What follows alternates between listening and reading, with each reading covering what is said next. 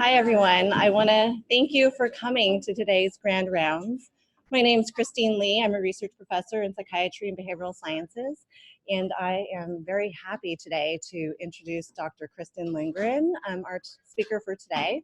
I know some of you are still getting lunch, so we're just going to go ahead and get started, but please feel free. There's a few chairs over here, and then standing room only today.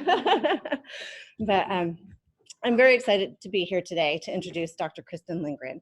She is a professor and licensed clinical psychologist in the University of Washington's Department of Psychiatry and Behavioral Sciences. Dr. Lindgren is currently the acting director for the Trauma Recovery Innovations Program, which is dedicated to developing treatments for people affected by traumatic events that are easy to use and to be sustained in the real world. She received her PhD in clinical psychology from the UW in 2006, did her postdoctoral fellowship in alcohol research, also here at UW.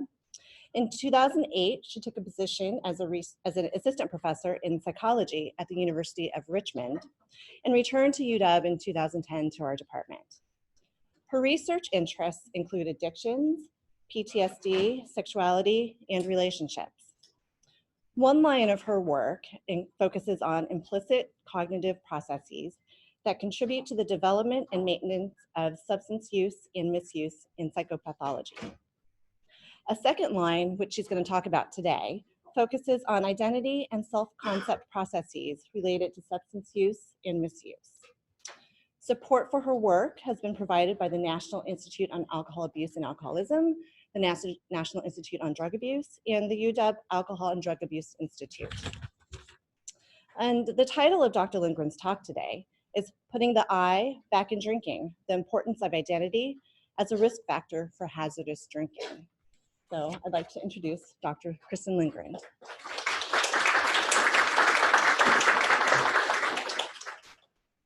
Good afternoon, everybody, and thank you so much.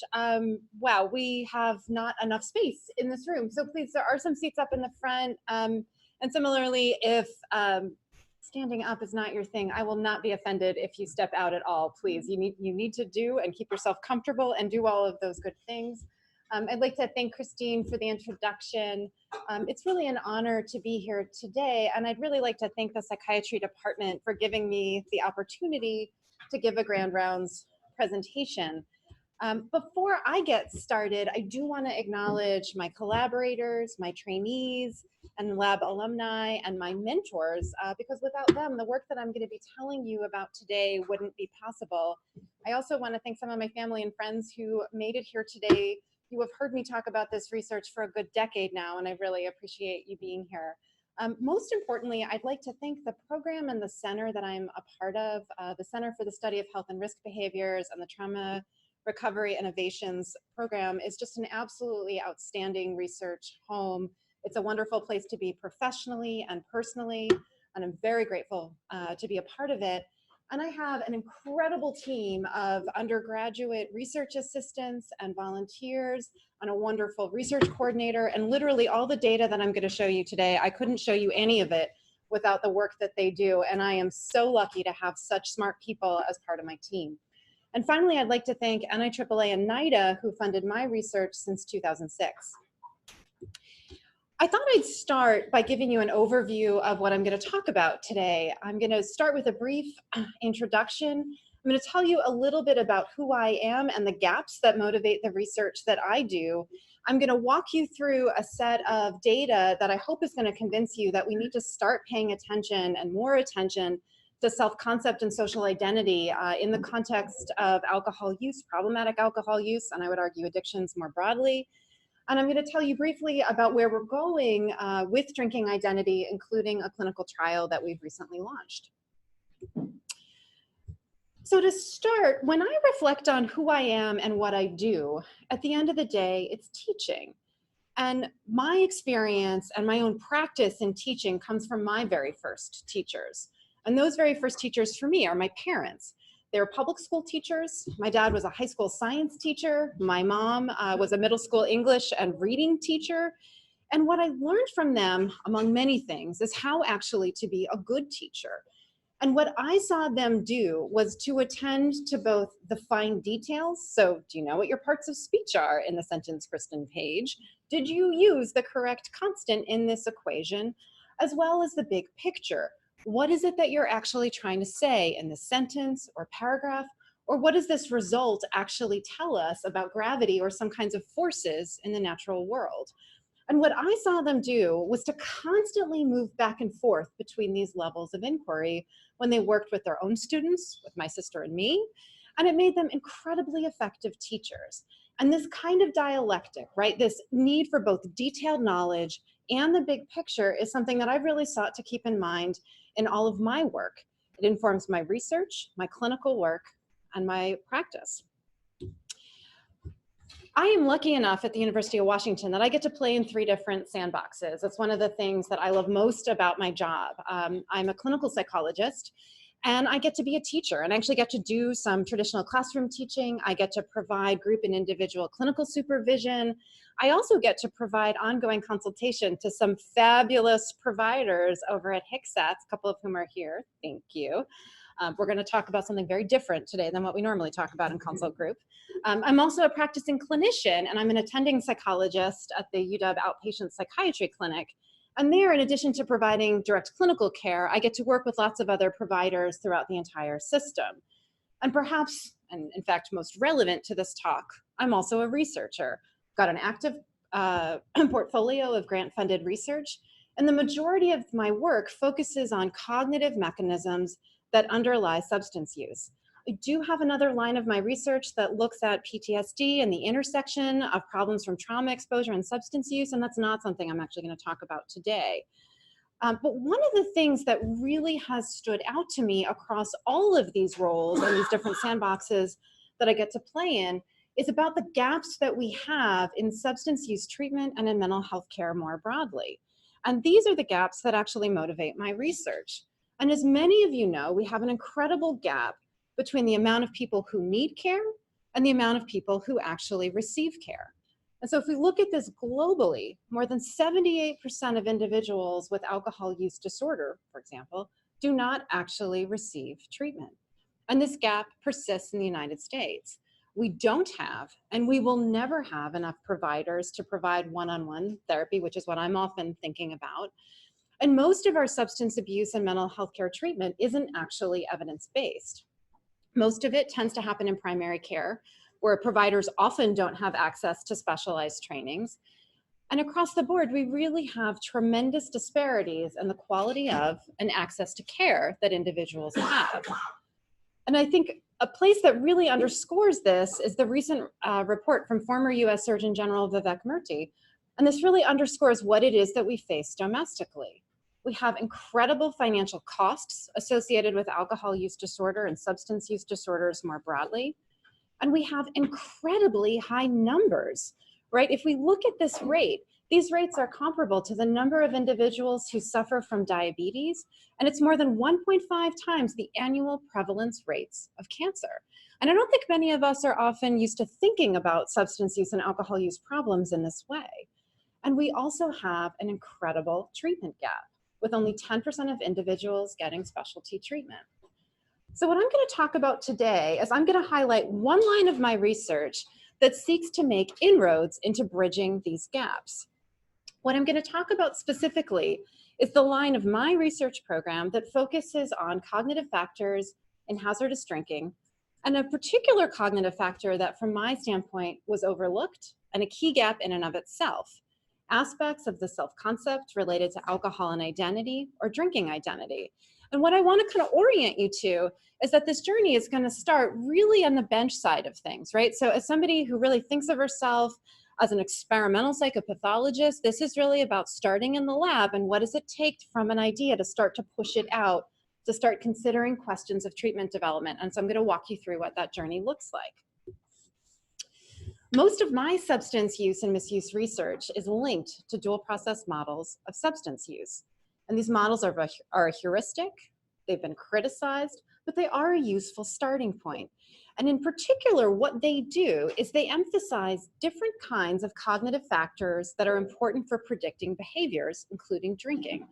And what I want to highlight to you and draw your attention to in particular are the two different kinds of cognitive processes that get talked about in these models. The first of them, or explicit cognitive processes, that's how I'm going to refer to them throughout the presentation today, are these kinds of cognitive factors that are reflective, that are introspective, that are controlled, that are slower. This is the kind of thinking that we do when we stop and consider a question and formulate an answer. For many of us, these are the kinds of cognitive processes that we're most familiar with. But there's also a second kind of cognitive process that's important in this model and important for predicting behaviors. And these that I'm going to introduce you to are called implicit cognitive processes. And this is a kind of unthinking thinking. This is the kind of thinking that we do that's reflexive, that's impulsive, that's automatic, that's fast. And because of the early training that I had in graduate school, my whole career, more or less, has been at the University of Washington. And I was very, very lucky to have a fabulous set of mentors in the psychology department at the University of Washington. And they really introduced me to this notion and to the importance of these implicit cognitive processes.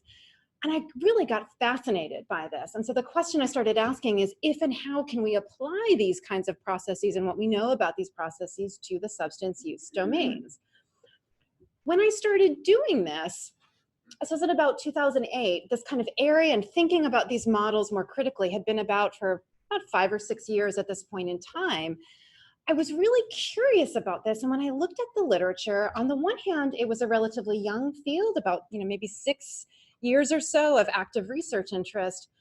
But when I got into the literature, I was seeing that people are thinking about these implicit processes all over the place. And quite frankly, at the time, my little heart sank a little bit. You think about yourself as a newly minted junior faculty member, you're trying to figure out how to publish and get grants, and you're like, shoot, maybe there isn't a ton to do here. Maybe there isn't a lot I can contribute. But what happened as we started looking at this was that we realized that we were missing something. And while I would love to tell you that I was the first person to realize it, that actually wasn't me. It was one of my very own students. I was at the University of Richmond at the time. I had a fabulous team of undergraduate students that I was working with. And one of my students at a lab meeting raised the issue that he thought we were missing something. And in particular, what he talked about was that it seems like there's a difference between people who think about themselves as drinkers and people who don't think about themselves as drinkers. And what he noted and went on to talk about was that he didn't think that, hey, if you think about yourself as a drinker, that you necessarily drink a ton, or if you don't think about yourself as a drinker, that you don't drink at all, but more about the importance of drinking to how this person sees themselves and then organizes their world around them. This made a lot of sense, and it was echoed by other students in my lab, and I started talking with colleagues about this. I got really excited about it. And so one of the things I started to do as a good scientist is, okay, let's go back to the literature and let's see if people are talking about this, and we missed it. And so, with this question in mind, where are considerations of the self? Where are questions of identity? Went back to this model and said, okay, do we see it at all on that implicit side of the house? And we didn't on the explicit side of the house. Sorry about that. And then down on the implicit side of the house, did we see any considerations of the self or identity? And it wasn't there either. And so pulling that together, it seemed that at the time, considerations of self and the identity really were missing in the context of substance use and in the context of alcohol use in particular. What this led my lab to do is to really think about this and start to question, how is it that we could start to assess this? How is it that we could start to measure this, both the implicit and the explicit side of the house? And so what we did is we decided to develop a measure that could assess implicit processes related to the self and drinking, which we called drinking identity. And so what I'm going to show you right now is the drinking identity implicit association test that was developed by my lab. An implicit association test is one way to index some of these impulsive and implicit measures that I was interested in. There are other ways that you can do it. And what it is a way to assess indirectly what we think are automatically activated associations between different constructs in memory, right? And so what I want to show you briefly is what makes up an IET and how it works. And I'm going to use this drinking identity IET that we developed to illustrate that. So within an IET, you start with 2 target categories. And so what you'll see on the screen is you'll see those categories of me and not me. And what you'll see below it are a set of words that describe me and that describe not me. What also makes up an IET are two attribute categories. So here we've got drinker and non-drinker. And again, you'll see a set of words that we use to describe these ideas. What I want to do next is give you a sense of how the IET actually works. So when you take an IET, what you would see on a screen when we get to the parts of the IET we actually use for scoring is you would see those categories up on your screen, and you'll see that they're paired, right? So what you see on the left side of the screen is that me and non-drinker are paired, and then on the right, you see that not me and drinker are paired. And if you're taking an IET, what you would do as a participant is you'd see some kind of stimulus appear in the middle of your screen. And what I'd be asking you to do on your computer or your tablet or your smartphone is to categorize that stimulus as quickly and as accurately as you can. Does that word in the beginning of the screen belong on the left, or does it belong on the right? And when I look at it, I see the word me. That should be categorized on the left, right? It's a me or non-drinker word. And then we would go through and we'd do a series of trials trying to categorize these stimuli one at a time as fast as we can. So I'll show you how this looks. Here we've got partier. We'd classify that on the right. Other, we'd classify that on the right. Drink, we'd classify that on the right. As we would go on through the task, we would do lots more trials, and then partway through, what we would do is actually switch the way the categories are paired. So I'll show you what this looks like. Now what you'll see is that me and drinker are paired on the left, and not me and non-drinker are paired on the right. And again, you would go through and you do the same thing. Where a stimulus is going to appear in the center of your screen, you're going to respond as quickly as you can. Partier, those paired on the left. They, that would go on the right. Sober, that would go on the right. My, that would go on the left. What I'm recording in the background is I'm recording your reaction time. I want to know how quickly you're actually categorizing these words. In a real IET, there's many more trials. There's all kinds of counterbalancing that's built into the task. And just for time's sake, I'm not going to bore you with all of that today. I'm happy to talk about it through questions if that would be helpful. So in terms of what an IET does and how it works, we've got these two different pairings that you complete over the course of the task. And we're interested in your reaction time, how quickly you do one pairing compared to the other. So if you're faster at that second pairing compared to that first pairing, what we would say, and we would use this as an indication that me and drinker are more closely related in your mind than me and non-drinker. Another way to describe that is you would have a stronger drinking identity. If you're faster at that first pairing compared to the second, we'd say that me and non-drinker are more closely related in your mind than me and drinker. Or we could say you've got a weaker drinking identity, okay? So this is this measure we developed to be able to assess that implicit kind of the cognition that we're interested in. We also created a measure so we could look at that explicit part of the cognition that we're interested in. And to do that, when you think about this, these explicit processes that are slower, that reflexive, or that are reflective, all you got to do is ask people, right? That's the beautiful part of it. So a nice self-report measure where you're just simply asking people, how important is alcohol in terms of how you see yourself? How important is drinking in terms of your identity? How important is drinking in terms of your personality? And so there were some measures that existed to assess this kind of self-concept in smoking, and we adapted it for use in the alcohol literature. So now that we had both of these kinds of measures where we think we can get at the implicit side of the house and the explicit side of the house, we could finally, and thanks for bearing with me, start to ask some questions.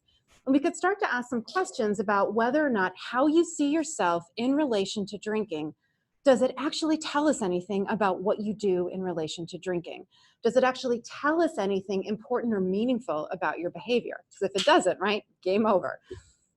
We tested this in a cross-sectional study with 300 undergraduates. At this point, I was back at the University of Washington. Research takes time, folks. This is a lab-based study that we did. We brought people in and we had them complete among the measures. We had them do our nice implicit measure we created, our nice explicit measure that we had adapted. And then we did self-report measures that assessed how much alcohol people consume, how much alcohol they crave, and the kinds of problems that they have from drinking. Once we did that, we just started very simple, just looking for associations. Do we see any associations between these measures of identity and these outcomes? And I'll show you by looking at drinking identity IET first, what we see is this really nice, consistent, positive correlations between drinking identity and these outcomes that we care about. So the stronger your scores on that IET, the stronger you associate yourself with drinking on this implicit measure, the more alcohol you drink per week, the more you crave alcohol, and the more alcohol-related problems that you have. Interestingly, we saw the same pattern when we simply asked people. So when we index what we think is the explicit side of the house, we again see this really nice, tight, consistent relationship between the explicit measure and these outcomes that we care about. Some of you who get into the stat sides of things and get excited about measurement, you might notice that the relationships between explicit are stronger than the relationships between implicit. You're exactly right about that. For those of us who play in these kinds of dual process models, this is really common. This is not unusual and what we typically expect to see. So what we see so far is that it does seem, we've got some really preliminary baby step information, that how you see yourself, how you think about yourself in relation to drinking might tell us something about what you actually do behaviorally. So given this really important initial evidence, what my lab turned to next were some more complex and complicated questions. The second thing that we wanted to know is really, is this the same old thing, right? We've had measures indexing different kinds of cognitive factors in drinking around for decades. And a key question is this actually anything different from what we're measuring already, right? Because when you think about measurement development, it's not useful to recreate the wheel over and over again. We've got a problem of this in psychology and many different areas of science. And so we wanted to see, can we get some evidence that this is different? We did this two ways.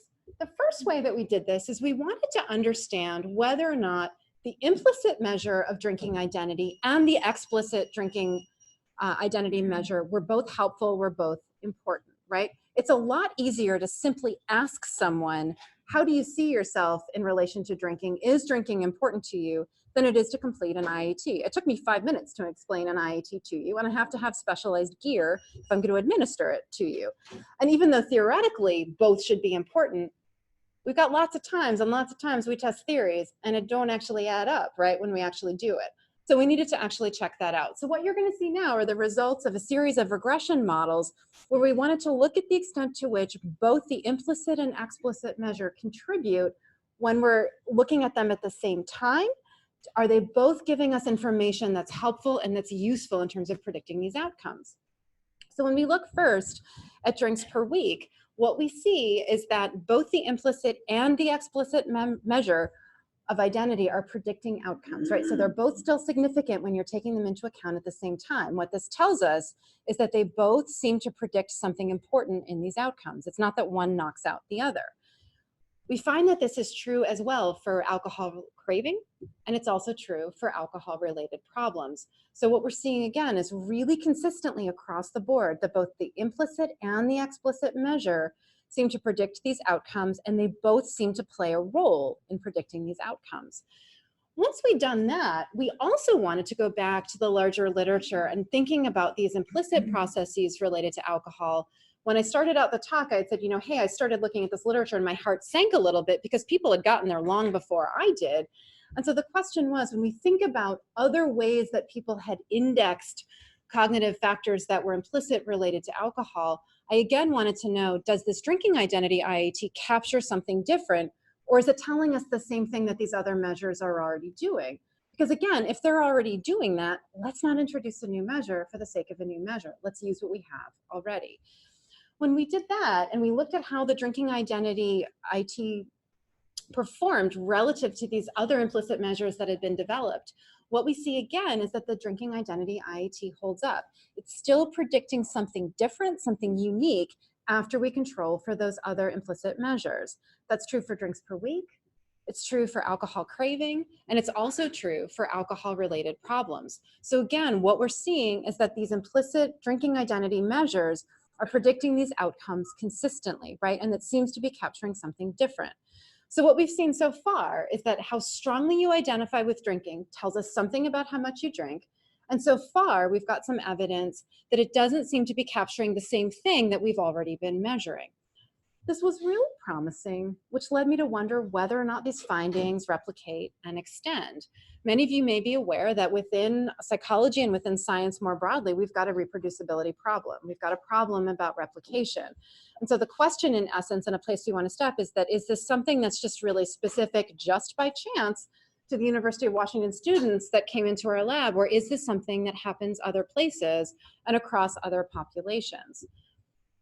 What we found is that we found the same patterns of results using a population, or rather a sample of students from another university, in this case from the University of Houston.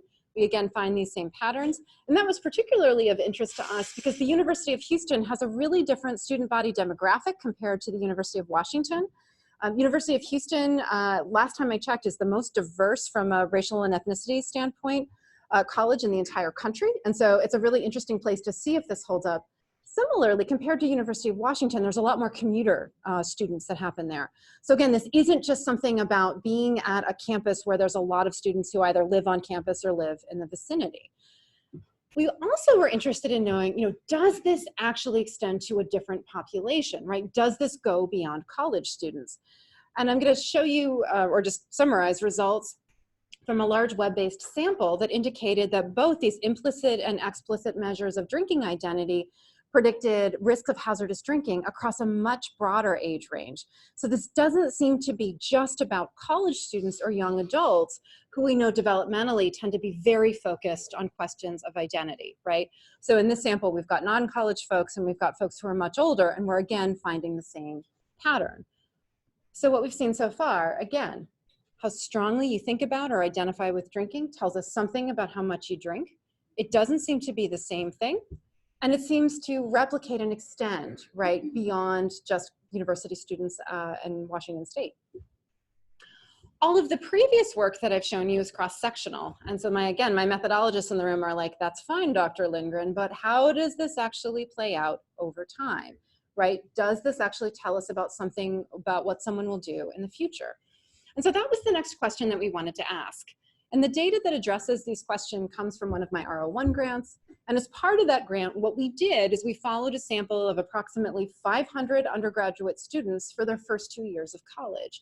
And this is a time when there tends to be a lot of change in drinking. We've got individuals initiating drinking for the first time. We also have students escalating their drinking and potentially de-escalating their drinking as well.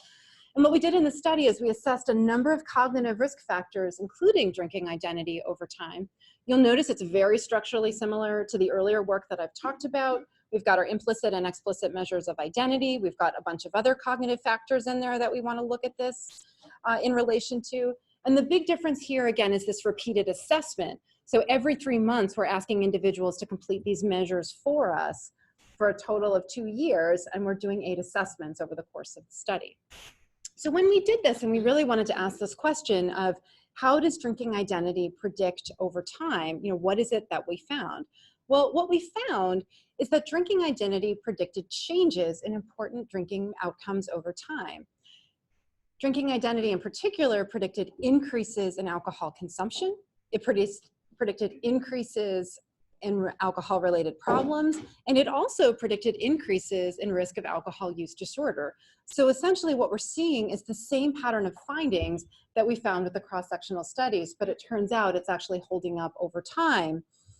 And a key follow-up question that we had with this is, how are these drinking identity measures going to fare relative to other explicit cognitive factors related to alcohol and drinking? I'm looking around and I've got my fabulous colleagues from the Center of Study in Health and Risk Behaviors who have literally created a number of these important measures in consideration of these other factors. And what I want to acknowledge so far is that we've got these fabulous cognitive factors that we're already using to predict risk and that are already parts of our intervention targets. And they're typically assessed via explicit measures, right? We ask students.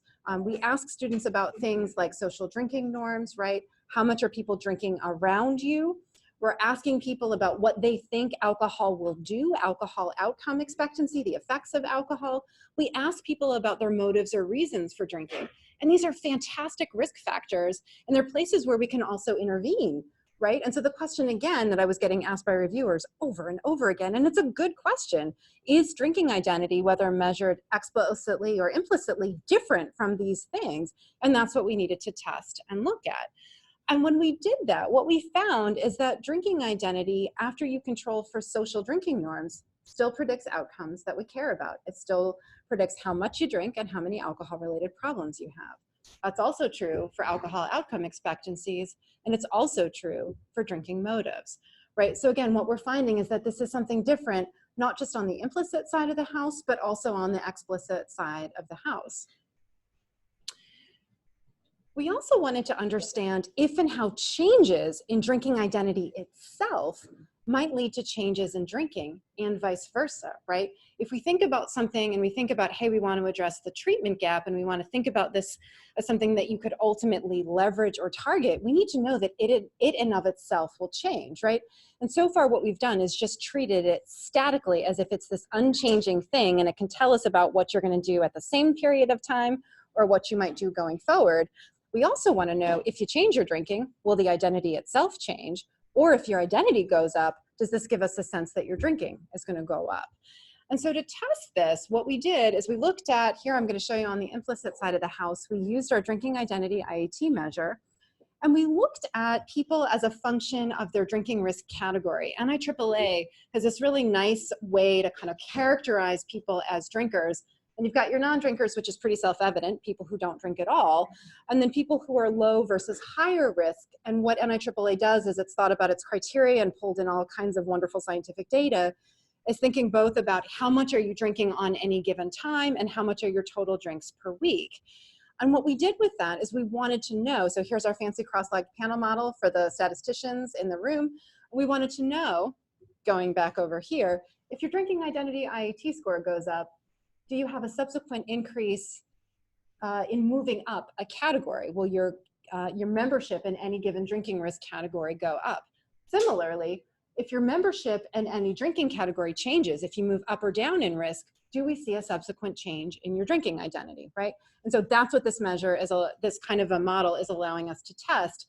And it allows us to test it simultaneously. Can we look and see, does the direction just go in one way? Does it go in both? And kind of sorting that out. So when we found that and looked at this question of changes over time, we did indeed find that if your drinking identity IAT score went up, your drinking risk was also likely to go up on subsequent assessments. If your drinking risk category went up, your drinking identity IAT was likely to go up on subsequent assessments. So here again, I'm just showing you on the IAT side of the house, I have a wonderful colleague slash mentee, a faculty member, Kevin Montez, who's been looking at this question using explicit measures of drinking identity IAT and is finding a similar pattern. So this seems to be some evidence that drinking identity is in fact malleable. It can change naturally in response to drinking. And similarly, that if your drinking changes, there seems to be some evidence that the identity itself can shift. So pulling this together, I hope I've started to at least make the case for you that drinking identity seems to matter. It tells us something about what you do behaviorally. It doesn't seem to be the same thing that we had been measuring for a long period of time, that these findings seem to replicate in other college student samples and more broadly, and that identity maybe not can predict the future, but at least that this holds up over time and that there are ways in which it in of itself can change. All of which I would argue suggests that it's time for us to put the I back in drinking, right? We need to start considering the self in our models of drinking. What I want to suggest is that we've got converging evidence that drinking identity might be a unique novel vulnerability factor. And I would argue that this is really important because the current evidence-based interventions and preventions we have don't specifically target drinking identity. Doesn't mean they might not get to it indirectly, but they're not aimed at trying to change the identity itself. And what that suggests is that we've got an opportunity to leverage these findings, whether it's to improve the existing treatments that we have and prevention efforts, or to develop standalone treatments. And when we go back and think about that gap, right, we want to make sure that this actually works and that it's actually scalable, right? It's not going to do us any good if we develop a really complex intervention that no one can use. So with that, I want to tell you a little bit about where we're going with drinking identity, given this really promising evidence. And I think most relevant to working toward treatment development, what we're doing is we're testing ways to shift drinking identity among college students who drink hazardously. What we're doing is there's some really wonderful work within the social psychology kind of basic science field about considering someone's future self, different possible selves that people could have. And there's ways in which we can adapt some of the techniques that individuals have used there to actually think about, can we have people write about what a potential future self might look like if they drank differently, if they had a different relation to drinking. And so one of the things we're doing is testing some different kinds of narrative writing exercises that are focused on reducing the strength of an individual's identity in relation to drinking. And we're looking at, does this actually work in a couple different ways?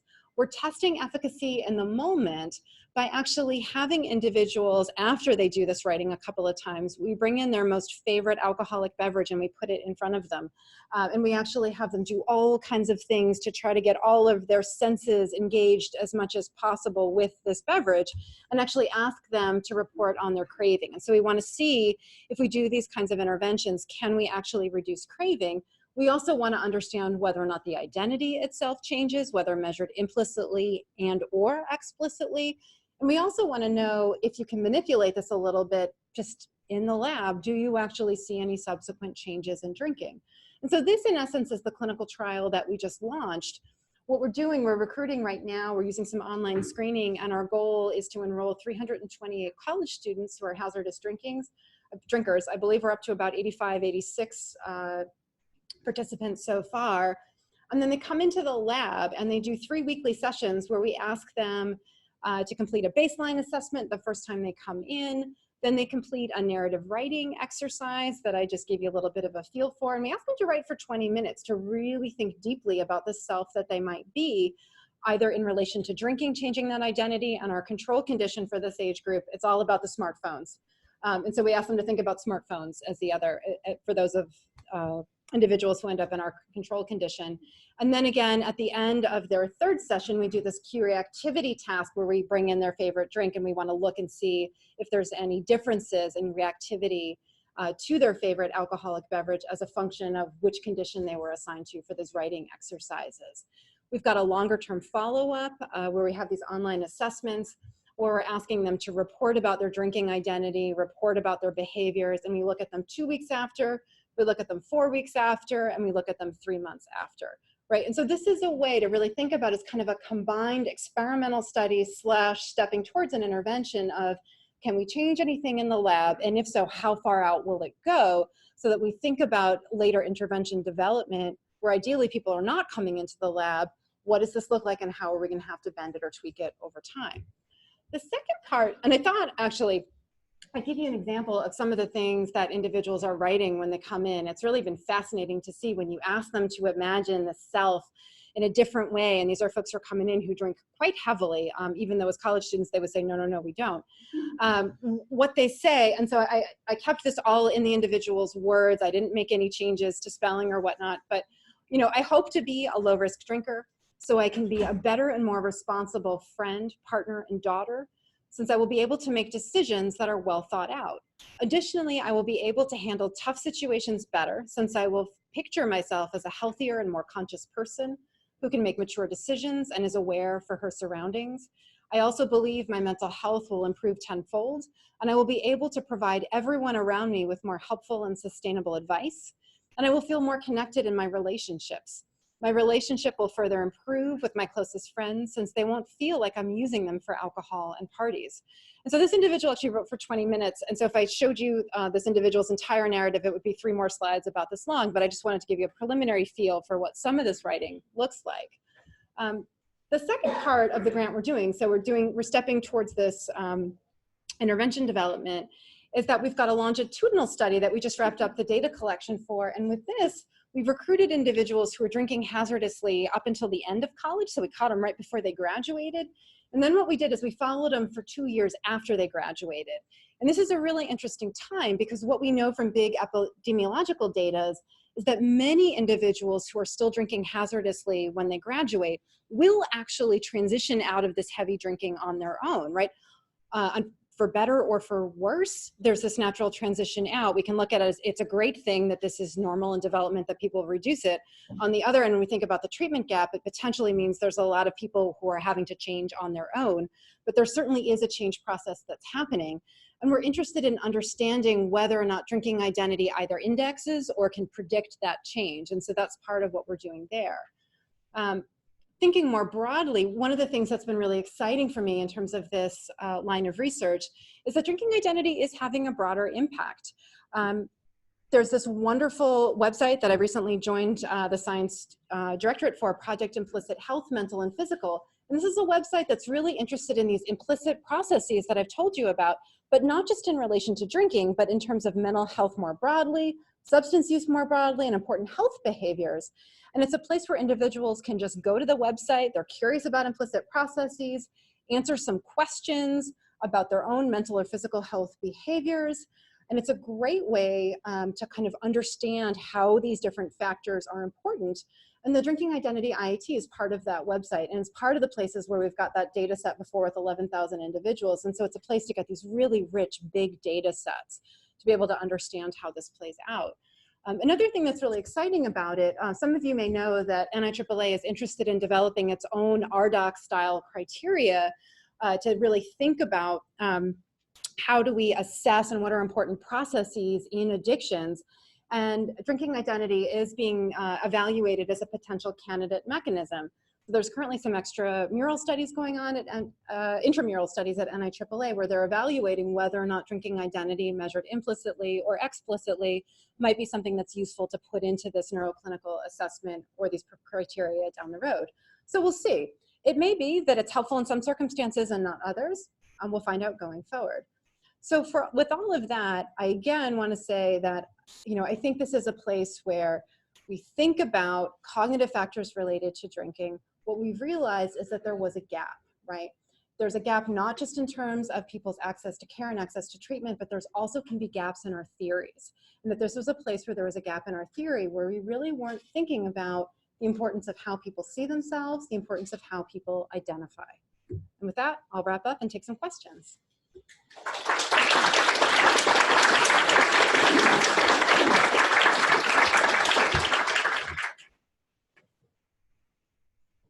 Yeah. Have you used your methodology to study for a loaded term? I am an alcoholic, either or not. Yeah, it's interesting. One of the things that we're doing right now, some colleagues of mine in Belgium have developed adaptations of these measures to do exactly that. The fancy technical term from the cognitive science literature is propositional statements. And what that does, and we're doing some tests right now to look at I am, I should be, I want to be. Because when we're thinking about this relationship between me and drinker, right, as measured by an IET, we don't exactly know what that's about. Is it that I am, but I don't like it? Is it that I think I should or shouldn't? And we don't know. And so that's one of the directions that we're going, because we really do want to unpack a little bit more what it is that's happening and what the nature of this relationship is between drinking and the self, because there's lots of different relationships that are possible. Yeah. Mm-hmm. Questions? Did you have any outliers where they had a weak drinking identity and sleep, but that they would have a lot of the pattern and around the change to become consistent? Right. So the question is, do we have any outliers where what you find is somebody might have a weak identity, but they're drinking a lot, or a strong identity and they're drinking very little? Absolutely. If you go into the data and you look for any given individual, you're going to find places like that. And so what you're seeing, the relationships that we observe are across the sample. This is what that average relationship looks like. And so this is a place where it gives us a really nice general sense of how this works for these groups, but it's certainly not going to be specific enough to be able to be used diagnostically, that just because somebody endorses identity at a particular level or has a particular IET score that we would necessarily go in and intervene in any particular way. Did that answer your question? I guess I was wondering also your outliers. So if we've got last comment, it's also kind of suggesting that the outliers may not. Right. Right, so the question is like the interpretation about those outliers. I would say it's probably a bunch of different things. There's always error in measurement, right? None of our measures, when we use psychological measures, whether it's a self-report measure or an IET, they're never going to be perfect on that end. We also know that there's variability, so you might answer something differently on any day relative to another, and not because you're trying to trick us or fool us, but just because something's different contextually in how you're seeing yourself and what's happening. I think the other piece that we found, I worked with two wonderful colleagues of mine, Jason Ramirez and Annie Fairley, looking at some of these things. And one of the things we found is that sometimes we would see people who had some elevations in their drinking identity measures, but were drinking less. And when we actually went in and dug deeper, we found out, based on looking at measures of problematic drinking with different time intervals, they had had a history of drinking problematically in the past. And so it almost kind of suggested that you might have a slightly elevated identity as kind of a scar. And this is something that's shown up a little bit in depression literature as well, where people use similar kinds of measures and have asked similar questions. And they found that people who have a history of depressive episodes can often have elevated scores on IETs related to depression long after that depressive episode has passed. And I think a big question is, in instances like that, is this something that could actually be used to help us predict relapse? And to look at that, you really have to push this into clinical trial data, and that's something that we haven't had an opportunity to do, but I think would be really exciting about where is it that these measures are going to be useful and where aren't they? Because they're not going to all be useful in all of the same situations. Yeah, great question. You'd had a question in the back. These strong drinking identity college, Yep. many of them spontaneously drop off in their drinking after they leave the college milieu. Then this drinking identity thing is the more fluid identity concept. Basically, something like a role embedded in a role we're playing. And of course, we'll use then things like, Caucasian, white, female, American, heterosexual, Democrat, whatever. Right, right. Yeah, it's a good question on that. So the question is kind of, if you're seeing this drop off after they graduate, and we know that these individuals that we're following right now are coming from this pretty rarefied group of college student graduates, especially from, the flagship university in the state. Apologies to the Wazoo folks who might be in the room for saying that. You can yell at me later. But thinking about people who are essentially like a pretty elite group, especially if they've made it all the way through, and then if they transition out and that identity drops, what do we make of that? I mean, I think the question is also, I go back to the fact that this also predicts just as well among individuals who are older and who are non-college students, that I would expect the identity would drop if their drinking drops. But I think, again, that kind of gets back to the question that you had raised about what's the meaning of that identity, and that identity we might be using the same measure, but the meaning of the drinking identity itself might shift, or the way that we drink shifts, of course, depending on the context that we're in. I don't know that I quite answered your question. Well, identity is a hard thing to give up. Yep. Look at this. Could I live my life without drinking? Mm-hmm. Without empty? What would I fill my life if I didn't have that? Yep. That's right. So if I wasn't in, professional photography, if I wasn't a doctor, Yeah. what would I do? Yeah. And you set me up beautifully, because that's exactly the kind of question that we're asking with the clinical trial that we're running, is we're really asking individuals to imagine that, right? If you weren't drinking the way that you're doing now, what would yourself be like? What are the roles you would have? What are the things that you would do? What are the activities that you would do to exactly set the stage for that, so that people can think that through as a way to potentially shift the identity even before they shift the drinking? Can you do that? And so I think that's an open question of whether or not, I don't think it is an open question about whether or not that will actually be useful. And that's what that clinical trial is aiming to test and look at. Yeah. These are college students, folks that are forming their identity. Yep. Maybe people hit 25 is the point where people start Yep. pretty much crystallizing their identity. Would you find the same kind of things with 40-year-olds? Would they be able to shift? That's exactly the question. It's funny, I think the 40-year-olds are interesting. I'm really interested in folks who retire, right? I mean, so I opened up talking about my parents, and I watched my parents retire. they'll kill me if they listen to this, but that's fine, we won't tell them, is I watched my parents go from like, I don't think I ever really saw them drink much, to all of a sudden they were retired, they're living in Florida, and it's like all of a sudden, hey, I can't talk to you right now, we're having margaritas by the pool. And I was like, I'm sorry, you're doing what? You know, I was stunned by this, but I think this kind of gets at this idea that during big role changes, this is a time when alcohol and drinking can play a very different role on that end. And so not just in the 40s, but also big transitions like retirement. If I'm not so invested in work, if I'm not so invested in the professional identity, and if I've had to really sacrifice a lot of my personal life while I've been really invested in this professional piece, what is this going to be like? And how much of a role do I want substances to play, whether it's alcohol or in Washington State cannabis? I mean, I think we've got lots of different places where we really want to understand what happens to the centrality of substances in a person's life, not just in and of by itself, but relative to other things that are important values in a person's life. Yeah. Hi. Fabulous job. I'm going to start by saying you've taken some very complex things, because I have read the IAT literature. It's hard to get all of it down on a talk, so fantastic. My second point actually is looking at the interventions that we do, with the brief interventions around college youth drinking, and we see a shift in our own data. Are you suggesting that maybe we should be measuring whether or not before and after they receive a brief intervention that we know to be an effective treatment, if we've changed their drinking identity?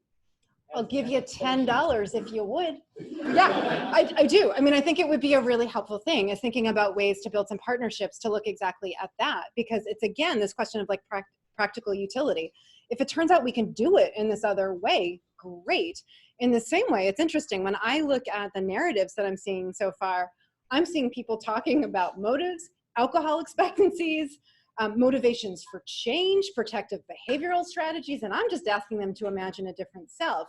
You know, I think there's lots of different ways that we can get to the same place, and thinking about what are some ways we can do this efficiently, and if we make change with one of these interventions, what set of the cognitive factors are we hitting and what are we not? And does it actually matter? I mean, I think that's a really important question.